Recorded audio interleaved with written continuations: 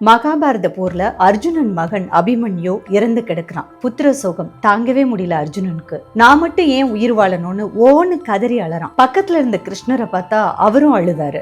அப்போ அர்ஜுனன் ஒரு நிமிஷம் தான் அலறத நிப்பாட்டிட்டு கிருஷ்ணரை பார்த்து, கிருஷ்ணா, நான் சாதாரண மனுஷன். மரணம், இன்பம், துன்பம் இப்படி இந்த உலக நிலைகள்ல இருந்து என்னால விடுபட முடியல.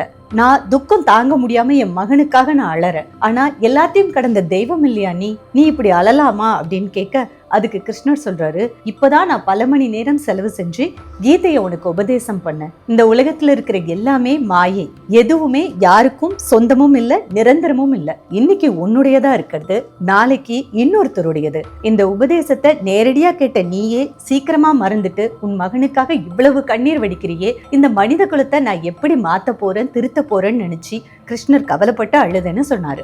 இந்த கீதா உபதேசத்துல இருந்து நாம தெரிஞ்சுக்க வேண்டியது, இந்த உலகத்திலேயே மகத்தானது மனித உயிர், விலை மதிப்பே இல்லாதது. நமக்கு பிடித்தமானவர்களோட இறப்பை விட கொடிது வேற எதுவுமே இல்ல. இறப்பையே எளிதா கடக்கணும்னு கீதையில சொல்லியிருக்கு. அப்படி இருக்கும்போது காசு, சொத்து, பணம், அதிகாரம், புகழ் இப்படி மற்ற விஷயங்களுக்கு நாம அடிமையாக கூடாது. எல்லாத்தையும் எளிதா கடக்கணுங்கிறது தான் கீதா உபதேசம்.